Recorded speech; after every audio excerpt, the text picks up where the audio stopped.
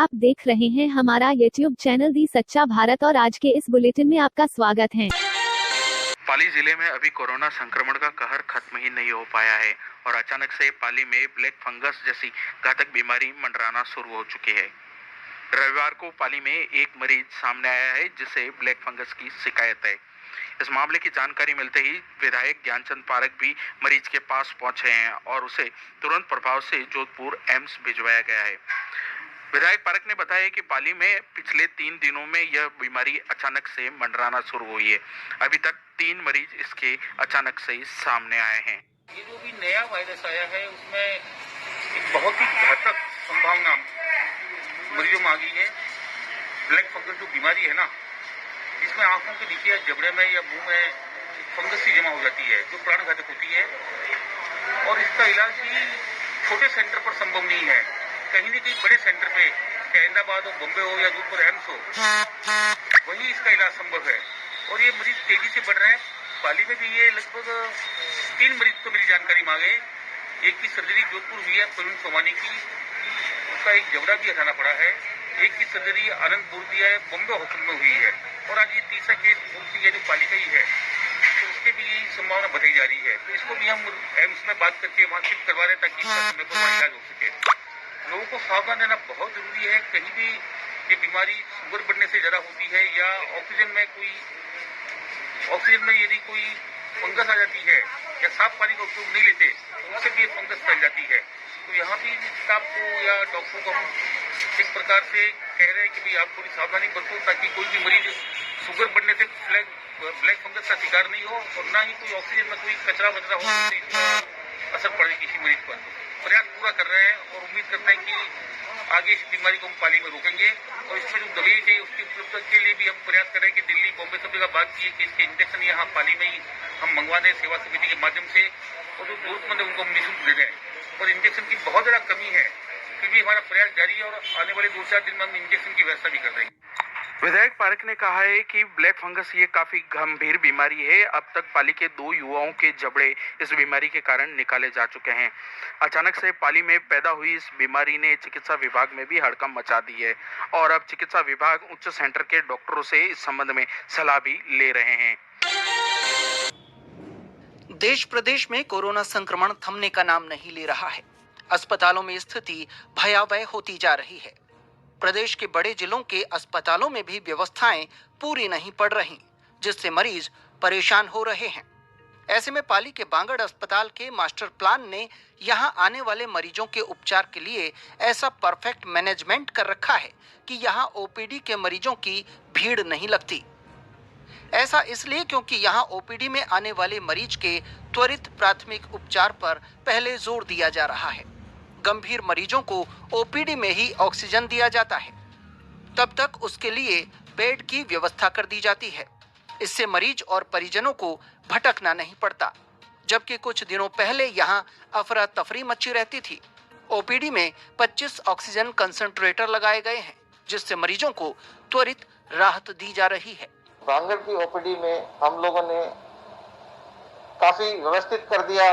जो भी पेशेंट आता है उसको किसी न किसी प्रकार से हम लोग है जो प्राथमिक उपचार दे करके कोविड सेंटर में उनमें भेज देते हैं।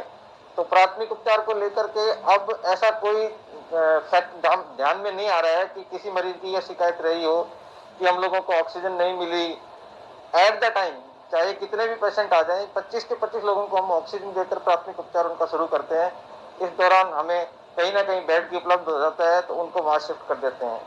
जिला कलेक्टर अंशदीप ने इस प्लान को बनाने के बाद इसकी कमान डीआईजी स्टाम्प और जिला कोविड-19 प्रभारी को सौंपी है।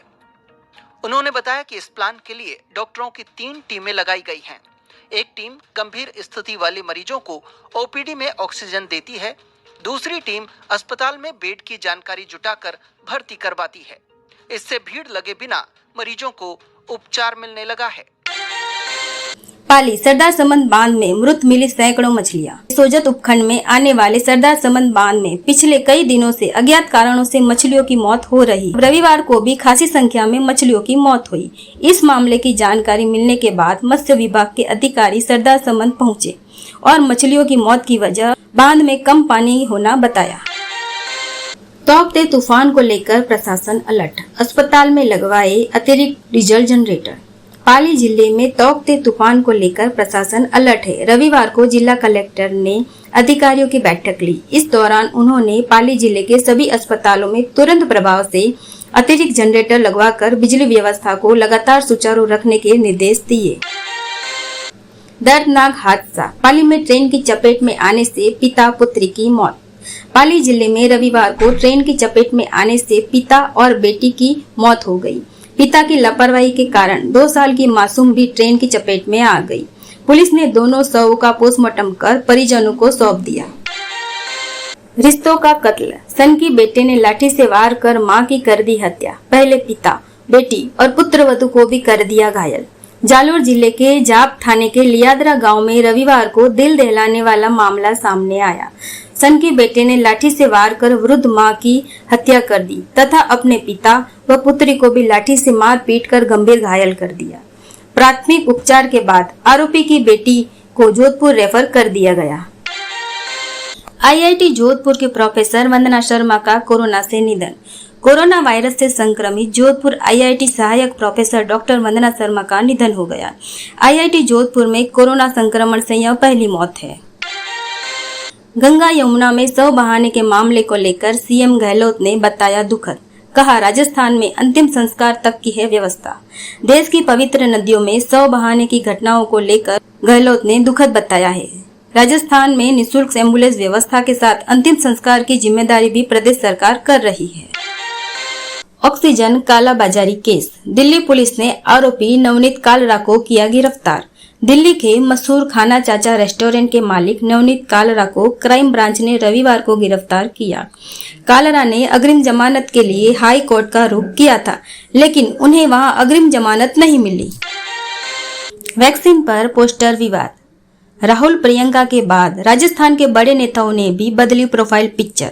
देश में वैक्सीन की कमी के बावजूद विदेश में वैक्सीन भेजने के विरोध में राहुल प्रियंका गांधी ने अपने सोशल मीडिया अकाउंट के प्रोफाइल फोटो बदली है, जिसमें लिखा हुआ है कि मोदी जी हमारे बच्चों का वैक्सीन विदेश क्यों भेज दिया।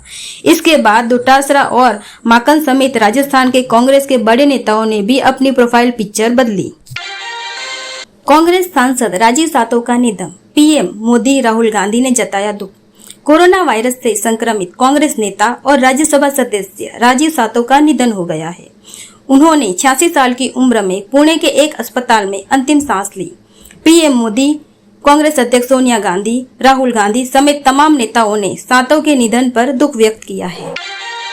टोंक, बजरी से भरे ट्रैक्टर ट्रॉली की टक्कर से एक व्यक्ति की मौत, एक घायल। टोंक जिले में अवैध बजरी के वाहनों से होती मौतें रुकने का नाम नहीं ले रही। पिपुल थाना क्षेत्र के बगड़ी गांव में जहां तेज रफ्तार अवैध बजरी से भरे ट्रैक्टर ट्रॉली ने गांव के बीच में बाइक सवार के टक्कर मार दी और इस हादसे में एक बाइक सवार की मौके पर ही मौत हो गई। वहीं एक घायल का इलाज अस्पताल में जारी है। हादसे के बाद गुस्साए लोग और पुलिस के जवानों के बीच तनाव के हालात बने रहे हैं। नागौर में परिवहन विभाग के अधिकारी खुलेआम चौथ वसूली में लगे हुए हैं। इस पूरे मामले का भंडाफोड़ आज उस वक्त हुआ जब एक ट्रक ड्राइवर ने पैसे लेते हुए परिवहन विभाग के कार्मिक का वीडियो बना लिया। आज जिला प्रशासन से लेकर सरकार तक ने एक्शन लिया तो एसीबी भी अब कार्रवाई कर रही है। ये नागौर का पर्ची है, बिल्टी है, मान्यवर जी, कांटा पर्ची है, बिल्टी है, कांटा पर्ची और मिलती है। और ये प्रताप सिंह खासरिया जी और हरीश चौधरी के पास भेजूंगा 94 141 और 0999 के ऊपर अभी तुरंत ही। मैं आपके नजदीक नहीं आऊंगा, नहीं, बिल्कुल नहीं। आप मेरा पहला भी प्रयास किया था फोन। नागौर जिला कलेक्टर डॉक्टर जितेंद्र कुमार सोनी ने मामले की जांच करने के आदेश दिए हैं तो परिवहन मंत्री प्रताप सिंह खाचरियावास के निर्देश के बाद इंस्पेक्टर शिव नारायण को निलंबित कर दिया गया और अब एसीबी के डीजी बीएल सोनी भी मामले में एक्शन में आते हुए जांच करने और परिवादी के बयान दर्ज करके कार्रवाई करने की बात कह रहे हैं। कोरोना के इस दौर में कई ऐसे मामले सामने आए हैं जहां लोग अस्पतालों में बेड, ऑक्सीजन या फिर एम्बुलेंस न मिल पाने की वजह से जिंदगी से जंग हार गए। कई बार लंबे जाम की वजह से ट्रैफिक में फंसी एम्बुलेंस में ही मरीज की मौत हो गई। इस कठिन समय में पॉजिटिव सोच के साथ महाराष्ट्र के पालघर में बाइक एम्बुलेंस सेवा की शुरुआत की गई है। फर्स्ट रिस्पॉन्डर बाइक एम्बुलेंस सेवा एनजीओ की मदद से चलाई जा रही है। इस अनोखी एम्बुलेंस में स्ट्रेचर से लेकर ऑक्सीजन किट, लाइट, फैन के साथ ही कोरोना पेशेंट्स को ध्यान में रखते हुए पूरे कंटेनर को आइसोलेट की जाने जैसी तमाम सुविधाएं हैं। एम्बुलेंस में पेशेंट के साथ एक अटेंडर भी जा सकता है। इसके अलावा एम्बुलेंस का चालक खुद पैरामेडिक वॉलंटियर होगा, जिससे मरीज को मेडिकल देखरेख में अस्पताल पहुंचाया जा सके। हमारी संस्था पिछले कई सालों से पालघर और आसपास के ग्रामीण इलाकों में काम कर रही है। यहाँ छोटे छोटे रास्तों की वजह से मरीजों को अस्पताल ले जाने में देरी हो जाती थी।